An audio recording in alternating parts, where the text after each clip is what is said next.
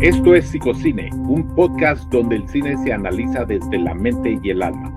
Hola, soy Priscila Albarrán Carriedo, psicóloga de vocación, consultora por elección y cinéfila desde que tengo memoria. Y yo soy Murillo, escritor y director de cine.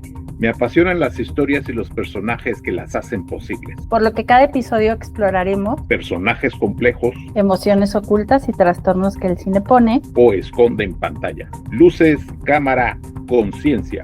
Esto es Psicocine. Empezamos. Hola, ¿qué tal? Aquí estamos otra vez en Psicocine. Yo soy Murillo y con nosotros tenemos también a la doctora Priscila Albarrán. Hola, ¿qué tal? Buen día. Pues hoy les traemos una película que la verdad es que a mí siempre me cuesta mucho trabajo ver una película completa, pero esta sí me la eché completita de principio a fin y sin ponerle pausa. Me dediqué realmente, estoy haciendo bien mi tarea. Bueno, entonces hoy analizamos una película canadiense del 2023 que se llama Habitaciones Rojas. Aquí le pusieron Habitaciones Rojas, Obsesión Perversa. El director es Pascal Plante. El argumento es el que sigue. El sonado caso del asesinato en serie Ludovic Chevalier acaba de llegar a juicio y Kellyanne está obsesionada. Cuando la realidad se mezcla con sus fantasías morbosas, se adentra en un oscuro camino para buscar la última pieza del rompecabezas. El video desaparecido de una niña de 13 años asesinada con la que Kellyanne guarda un inquietante parecido. Esta es una película de thriller y bueno, en algunos también lo mencionan de género de terror, pero a mi parecer se queda en thriller nada más. Y lo importante de esa película, lo que queremos abordar ahora en este episodio, es la obsesión morbosa que tienen dos personajes con el asesinato. Una es Kellyanne, que es la protagonista, y la otra se llama Clementina. Ella está más obsesionada con el asesino. Ella cree que es inocente y genera, pues digamos, un enamoramiento hacia él. Y en cambio, la Kellyanne, que es la protagonista, ella está más obsesionada con el crimen en sí. Entonces vamos a hacer un análisis de esta película y espero que les guste. Entonces, ¿tú cómo la viste, Priscila? Mira, al principio yo pensé que iba a estar un poco más compleja, ¿no? Porque la verdad es que todo lo que tiene que ver con crímenes, con juicios, con asesinatos en serie y así, a mí se me hace complejo, Ajá. ¿no? O sea, yo soy la que evita ver esos programas pues donde entrevistan a los asesinos y esas cosas, la verdad es que no soy fanática. Entonces, al principio yo dije, ay, me va a costar trabajo, pero la voy a ver. Pero conforme fue pasando, la verdad es que me fue interesando muchísimo, porque, o sea, si le ponemos un nombre a lo que esta chava tiene, Kellyanne, Sí. se llama hibristofilia, que es como la pasión por el, pues, así como lo fascinante por el crimen, Ajá. ¿no? Pero tiene otras comorbilidades bien raras, Sí. pero que pues al final todas van en relación a lo mismo, ¿no? Que ya las iremos desentrañando a lo largo de este episodio, porque es súper interesante, o sea, a mí me parece, la voy a catalogar primero como sociópata, literal. Ajá. Brinca reglas, pero además como que lo hace muy orgánico, ¿no? O sea, es como ella es así. Sí, sí. Ella es muy así. Y la otra chavita o sea, si les medio contamos lo que sucede, o sea, al final ellas dos, tanto Kellyanne como Clementine, acuden al juicio que se está haciendo para determinar si encarcelan o no, si es culpable o no el asesino. Sí, ahí lo interesante también con ellas es que hay, al parecer, por lo que se entiende, hay un cupo limitado de participantes en el juicio, de testigos en el juicio. Entonces, estas dos muchachas llegan no solo desde muy temprano, sino que incluso pasan la noche afuera del edificio, ahí en un callejón escondido, para despertarse lo más temprano posible y agarrar un lugar en primera fila. Que bueno. Además, tomando en cuenta que no tienen vela en el entierro. Sí, que no tiene nada que ver ahí, simplemente es el puro morbo. Y los que sí tienen vela en el entierro, que son los padres de las víctimas, las notan todo el tiempo porque están ahí presentes y dicen, bueno, ¿y estas chicas qué? O sea, su sola presencia les atormenta. Porque se nota que es más placer morboso. Sí, totalmente. Y de por sí, te digo, hay muchas connotaciones bien psicológicas en las dos. Y yo no diría que la otra chava tenga también hibristofilia, ¿no? Creo que más bien, al principio, yo pensaba que esta niña Clementine tenía síndrome de limerencia. ¿Alguna vez has escuchado hablar del síndrome de limerencia? No, de hecho, a lo mejor muchos de los que nos están escuchando no lo conocen. Háblanos un poco más de eso.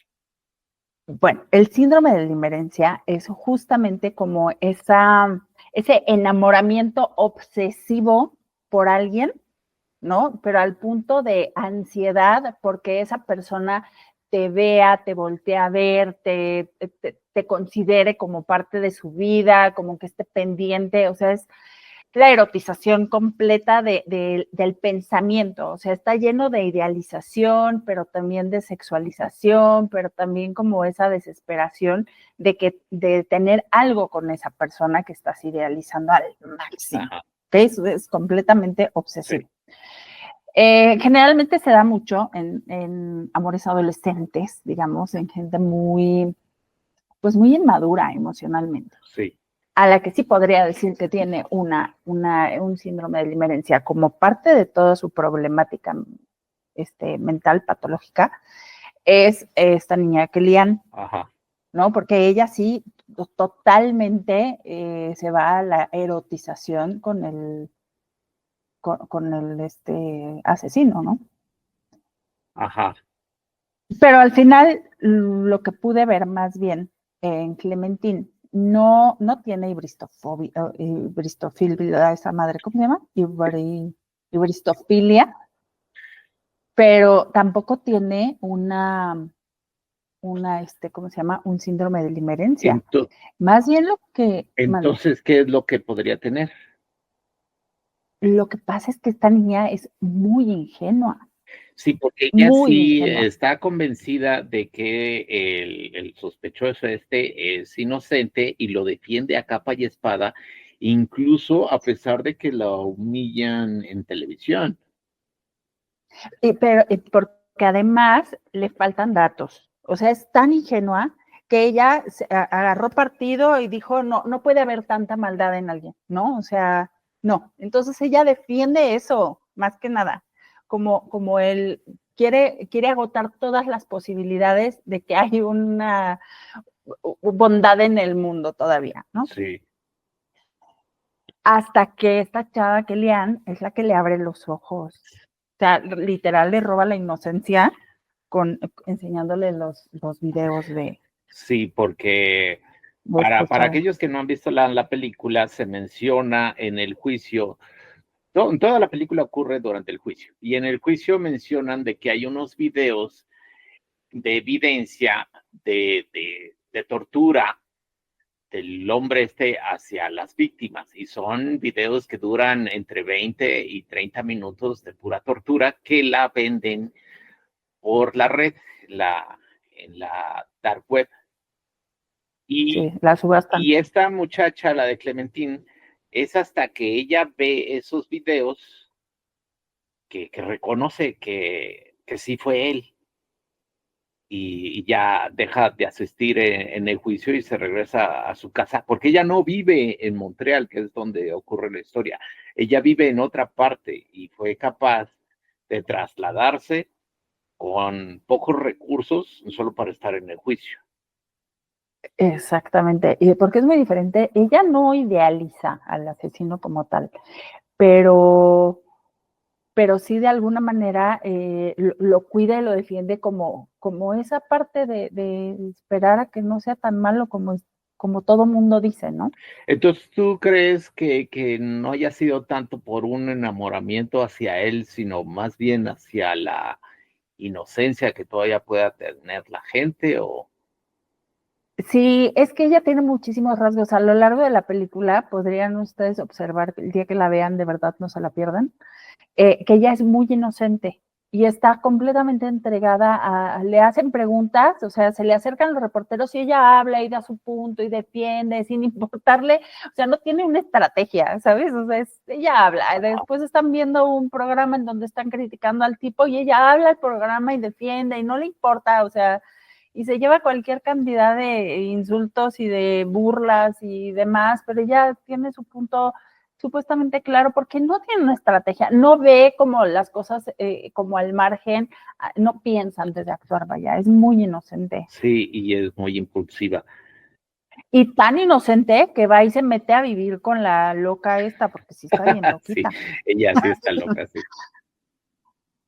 Y no le importa, ella como le dio de comer y le regaló quién sabe cuántos dólares, entonces ya se le echó a la bolsa y entonces hasta le hace el desayuno al día siguiente, y o sea, ella es toda inocencia. Sí, fíjate, yo con ese personaje al principio creí que era más como aquellas mujeres que se enamoraron de Ted Bundy sabiendo que era un Ah, asesino sí. y que incluso le ofrecieron propuestas de matrimonio y una de ellas sí se casó con él y creo que no sé si tuvo un hijo de él, no sé, pero ya a sabiendas que era un asesino que torturaba a mujeres. Pero no, porque al paso de la película, cuando esta Kellyanne le muestra los videos, es que reconoce que en efecto es un asesino y ya se le quita el, pues esa inocencia y mejor se regresa. Sí, porque además ella tiene muy claro que ella nunca sería como un partido, o sea, una víctima para él, ¿sabes? Porque ella tenía, el asesino tenía como un perfil muy específico de sus víctimas. Todas eran güeritas, vestían uniforme, con ojos claros, etcétera, etcétera, ¿no? O sea, eran como muy precisos los gustos Sí. del asesino. La otra sí, la Kellyanne, sí se parecía, hasta se lo dice como en una conversación. Dice, es que tú tienes todos los rasgos, tú podrías ser víctima de él. Ajá. Y de hecho es algo que ella posteriormente utiliza para causar algo en el asesino, porque durante toda la película, en el juicio, el asesino está nada más sentado, mirando al piso, acomodándose de vez en cuando se cansa de estar en la misma posición, pero no tiene ninguna reacción ante lo que está sucediendo. No reacciona cuando su abogado habla, cuando la fiscal habla, cuando los padres están ahí, no reacciona, solo reacciona en el momento en que esta Kellyanne se disfraza de su víctima más joven y se planta frente a él, y es en ese momento cuando él voltea a verla e incluso la saluda. Sí, es cuando obtiene la atención que ella estaba buscando desde el principio. No, porque aparte ella no le quitaba los ojos en el juicio, No, pero para ella no nada. estaba ahí, me da la impresión que no estaba escuchando nada de lo que decía en el No, ella juicio. solamente estaba ahí, fascinada Sí. viéndolo. En cambio, la otra, la Clementina, ella sí estaba escuchando todo el juicio. Y de hecho, cuando la fiscal decía algo, esta se molestaba, se veía esa reacción emocional en ella, pero Kellyanne no, esta era muy fría, completamente inexpresiva, desde el principio de la película hasta el final. Creo que solo tiene unas partes cuando la despiden de su trabajo de modelaje, es cuando vemos una reacción en ella, pero en general ella no tiene, ella pues sí tiene toda la jeta de una psicópata.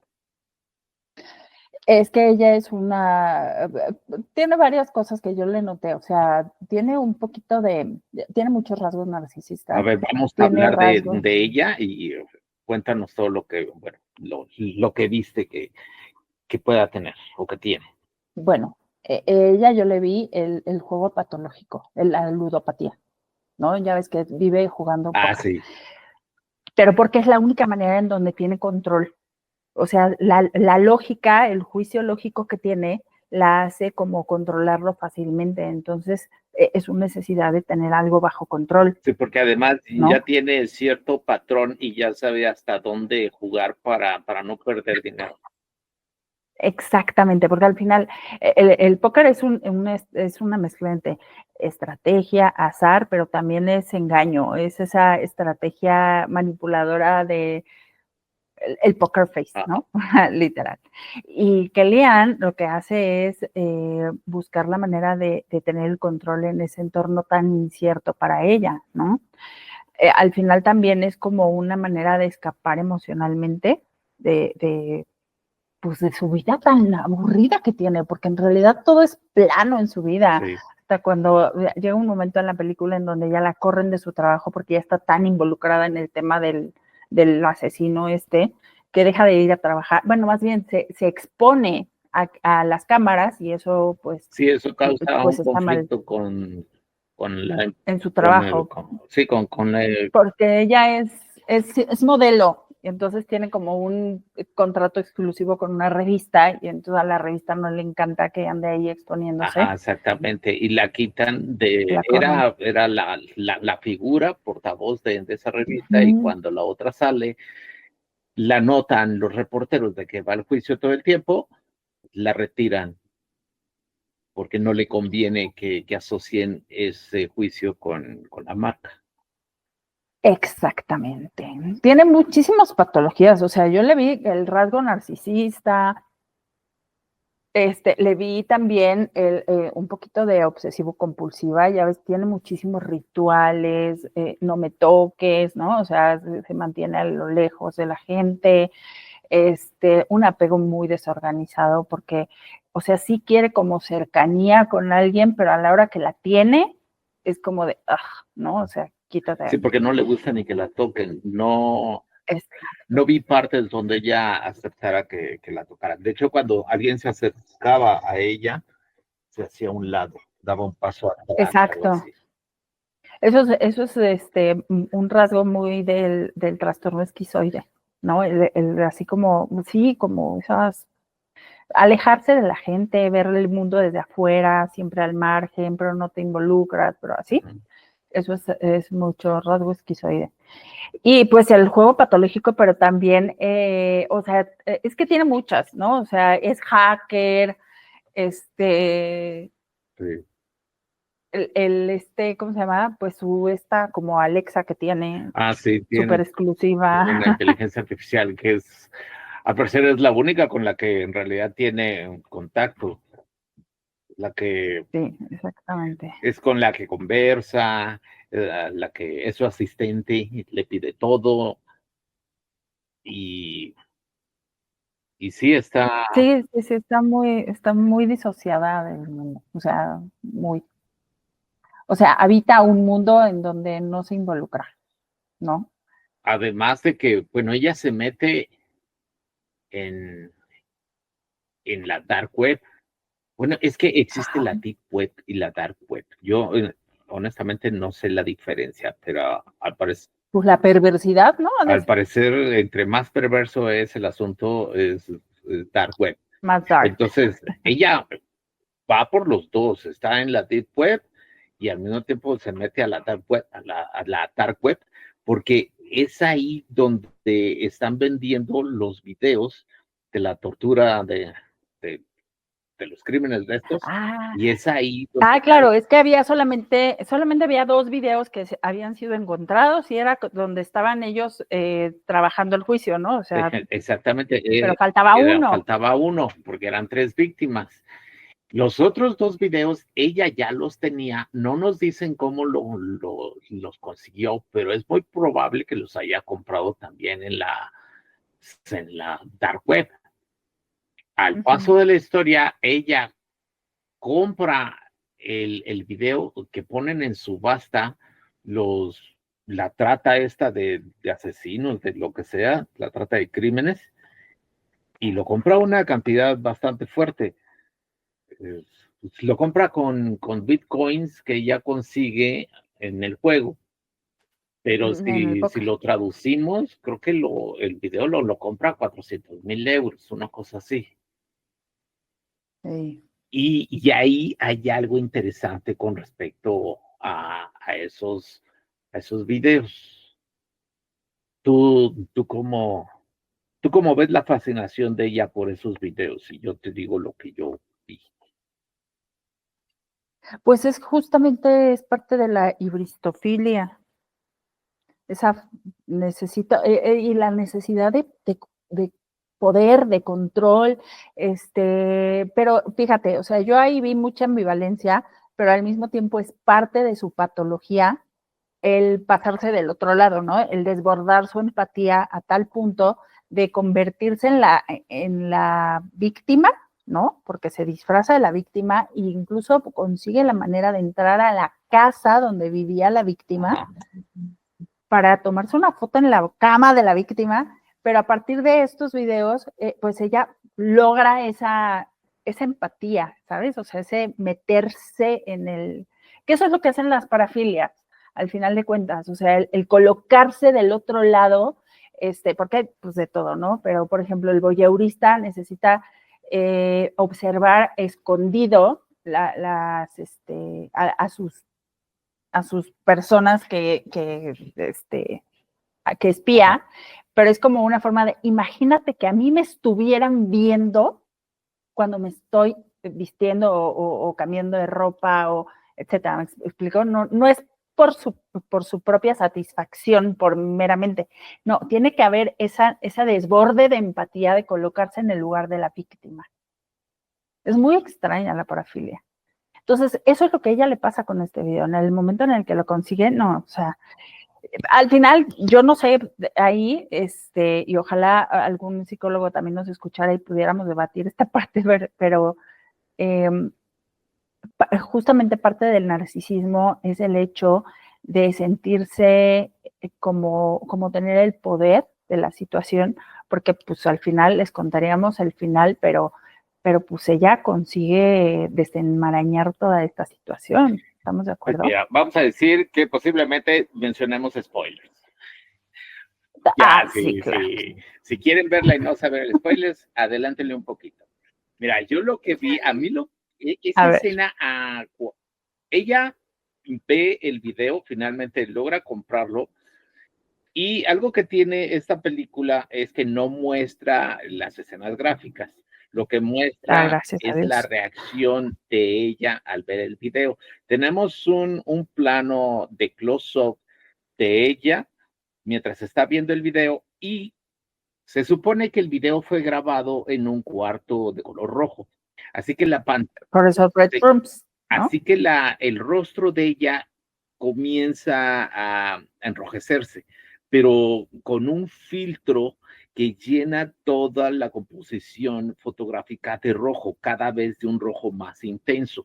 Ella en sí no muestra emociones, es el plano cinematográfico el que muestra la emoción al llenarse toda la pantalla de rojo. Y luego hay un corte donde ella está sentada perpendicular a la computadora en su silloncito y en una posición corporal que a mí me dio risa porque yo sentí que es como echarse un cigarrito después del sexo. Ok. Así lo vi yo. A mí Sí, me, como que descargó así toda como la que, ansiedad ay, ahí, ¿no? estuvo espectacular. Echándose su cigarrito. Estuvo muy Sí, bueno. así yo lo sentí. De hecho, a mí me dio un poco de risa. Yo no soy psicólogo, yo fue lo que vi.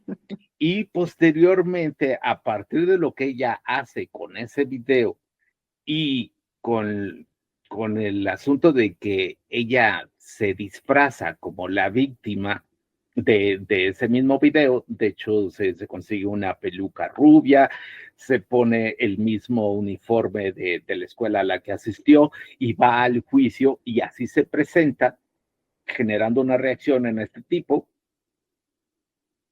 más Ujú. aparte. Resulta que ese video lo estaba buscando las autoridades porque era evidencia importante para encontrarlo culpable. Kellyanne se lo hace llegar a la madre de la víctima cuando entra a la casa, que es lo que mencionaste. Ujú.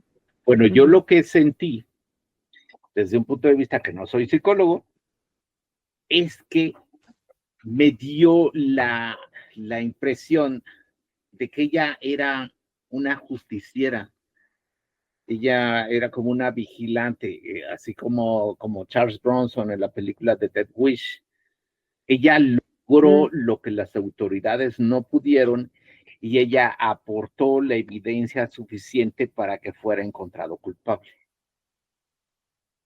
Así que a mí en ese momento me dio la impresión de que todo lo que creíamos de ella, que estaba obsesionada con el crimen por el placer que generaba matar y todo eso, a mí me dio la impresión de que era lo contrario, estaba obsesionado por el crimen para hallarlo culpable porque ella estaba convencida de que era el asesino y debía ser castigado.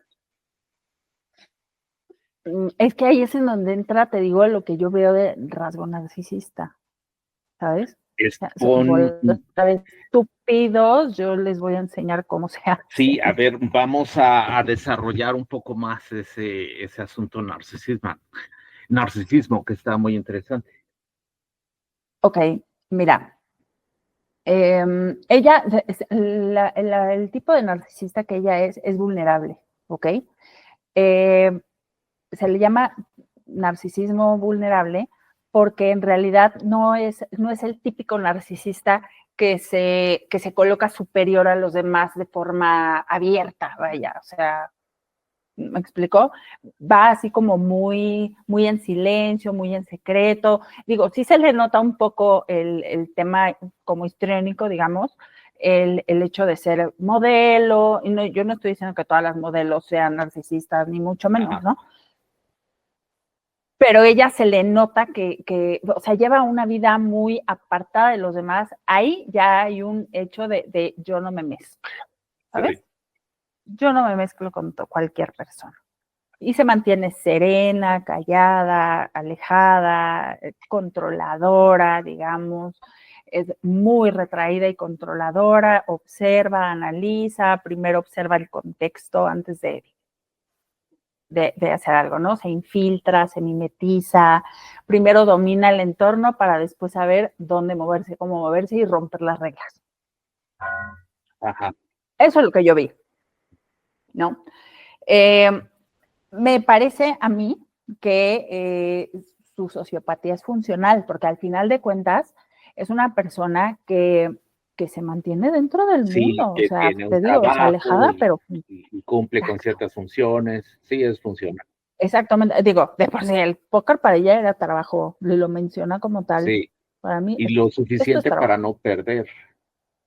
Exactamente, es muy mesurada, muy analítica, muy, o sea, a diferencia de cualquier sociópata impulsivo, ella guarda bastante serenidad en sus movimientos, Sí, ¿no? Pierde cuando empieza se expone. Y si no hubiera sido porque la exponen públicamente en la televisión, la verdad es que ella podía haber seguido. sí, porque además ella no se expuso en la televisión como el otro personaje, como Clementine, sino que pues fue notable estar viendo todo el tiempo que los reporteros se dieron cuenta. Claro. Sí, pero la vean, porque además es muy guapa, muy alta, muy... sí, ella no pues, tenía déjalo. atención de que la viera. De hecho, cuando notaba algún reportero se iba por otro lado, pero eventualmente se dieron cuenta de ella. Sí, totalmente. Pero pues muy buena película, me Y gustó fíjate, mucho. hay algo con respecto al lenguaje cinematográfico que tiene esa película que me Ajá. gustó, en específico en relación al personaje de Kellyanne, fue los movimientos de cámara, y eran sutiles.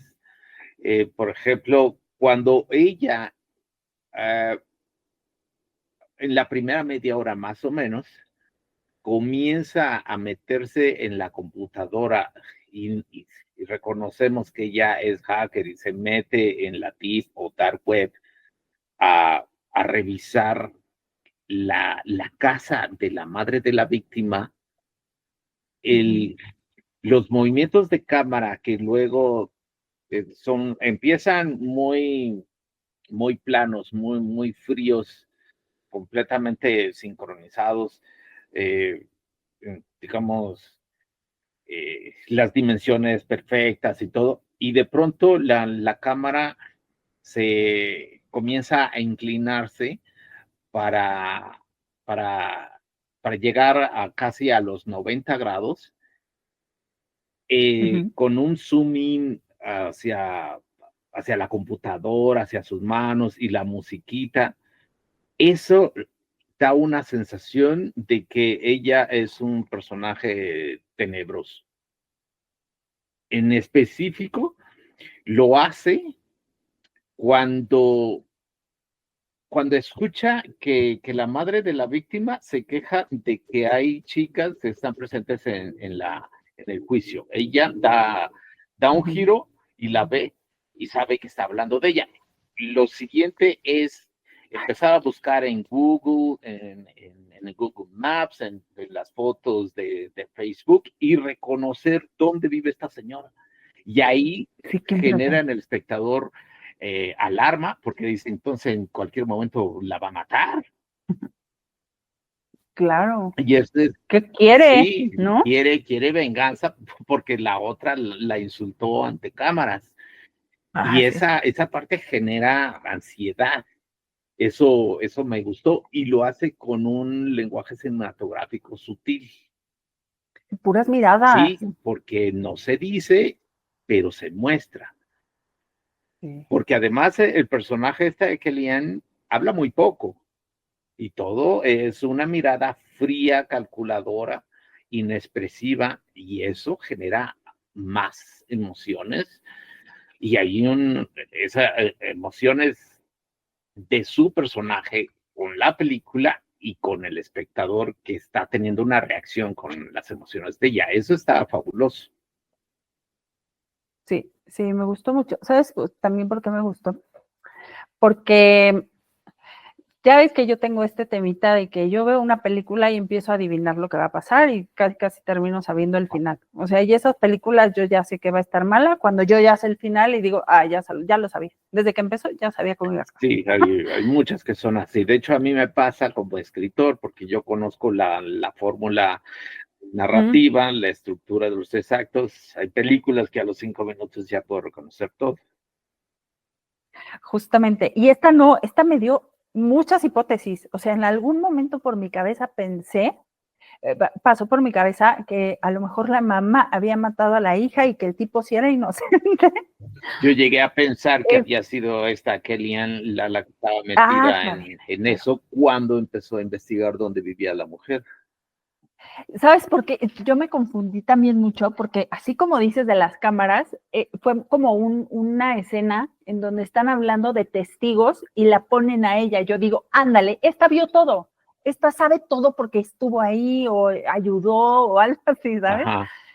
Pero pues ya y eso era lo que me gustó también por eso, porque me fue metiendo en el a ver cuál de mis hipótesis es real, ¿no? Pues no, ninguna. La verdad es que yo no me esperaba el final. Ahí, lo único en lo que ya, como que a mí se me hizo un choque con la película, es que en el momento en que se encuentran estas dos chicas, Kellyanne y Clementine, pasa su relación hasta media hora. Y para mí sí fue cansado porque incluso llega un momento en que es fin de semana, no va a haber juicio hasta el lunes y vemos a ellas interactuando durante ese fin de semana cuando no está pasando nada con respecto al juicio, porque hay que esperar a que transcurra el sábado, domingo y luego empezar. Y yo siento que el director le da mucho tiempo, te digo, media hora, a estas dos chicas y no se aporta gran cosa. Sí se aporta en el sentido de que se ve un poco más de la obsesión de esta Clementina con respecto al otro, pero siento que es mucho. O sea, justo te iba a decir, a mí me sirvió, ahí fue en donde yo me pude dar cuenta y analizar la diferencia entre ambas. Porque al principio yo decía, pa' igual de locas, ¿no? Ajá. Pero justo en esa convivencia vas notando cómo es controladora una y la otra es toda dada. O sea, te traje el desayuno con el dinero que tú me diste, compré el desayuno y te voy a preparar, ¿no? Entonces le quiere preparar que el juguito, que el no sé qué, que esto, que el otro. Y ahí fue donde yo pude ver esa diferencia y poder encontrar en dónde es donde se unía ellas dos pues en identificación, y la verdad es que lo único que las identificaba era que las dos estaban ahí porque no tenía nada que ver con eso. Sí, y de hecho, mira, yo sí siento que lo que mostró en esa secuencia sí tenía que mostrarlo, pero había partes donde hablaban tonterías y a mí me cansó. Entonces te digo, yo la conté porque sí llegué a ver el reloj diciendo ya que pase algo. Entonces fue media hora, quizás se lo hubiera hecho en 15 minutos. Se lo hubiera compactado más, contado realmente lo que tenía que mostrar, porque sentí que había paja. Sí, había de hecho, paja. Es hasta que la chica se regresa a su pueblo que la historia ya comienza a fluir más rápido.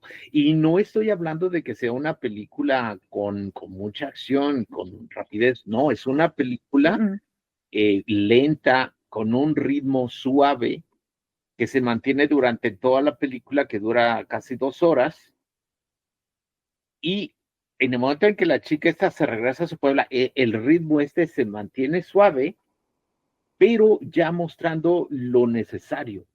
Yo sentí que en esa media hora había mucha paja.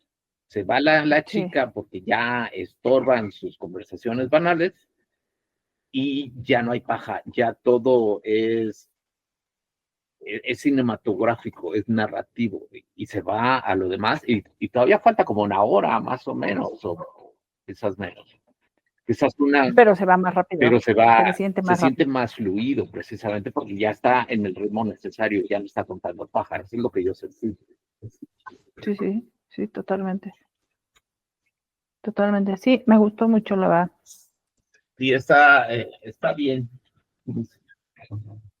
Sí, se las recomendamos para aquellos que les guste el género, pero estén conscientes de que no es rapidez como son otras películas del mismo género, porque además de crimen tiene muchas secuencias en plano largo. Son escenas que se podría decir teatrales, porque vemos a los personajes que están hablando en el juicio, exponiendo el asunto, habla una fiscal, habla el abogado, pero no hay cortes. Es un solo movimiento de cámara que se está paseando por toda la sala, mostrando a la fiscal, al abogado, al acusado y terminando en Kellyanne, y eso puede durar, no sé, hasta 10 minutos una escena. Algo así, claro. Oye, ese pobre hombre que es el actor que hace del asesino, le pagaron por irse a sentar a una silla en un cubículo de 1.5. Y nada más está ahí sentadito porque no tiene diálogos en toda la película y de hecho solo tiene una reacción. No habla. No hacen nada. Digo, le regalaron el dinero. Sí, entonces, bueno, eso tómenlo en cuenta para aquellos que la quieren ver, de que sí puede ser lento en ese sentido, que no es una lentitud gratuita, repito, es una lentitud porque el ritmo así lo pide, pero si no están acostumbrados se pueden cansar. Pero pues sí, ojalá la vean. Ya, deberíamos de ver la forma de que sepan en dónde encontrar esas películas que nosotros les narramos, y a lo mejor que pudiéramos Pues, desde el principio decirles cuáles vamos a analizar y así. Hay que organizarlo sí, para que pues nos acompañen así, ¿no? esta estuvo en cines y está en plataforma de Prime en algunos países. Al parecer en México no está. Pero si nos están escuchando en otros países, sí la pueden encontrar en su plataforma. Sí, Red Rooms, o está en francés, en realidad la película. Sí, porque la película es canadiense en la región francesa. Sí, entonces sí está en francés. Red Rooms o Les Chambres Rouges, se llama en francés. Y es del 2023. 2023. Muy bien, pues muchísimas gracias. Bueno, pues hasta luego. Ahí si les interesa que mencionemos algún personaje, trastorno o película, nos avisan. Avísenos y ya les preparamos todo esto. Muchísimas gracias, cuídate mucho y aquí estamos para la próxima. Ya pueden también ver el podcast en YouTube. Sí, ya ayer se subieron los episodios anteriores a YouTube.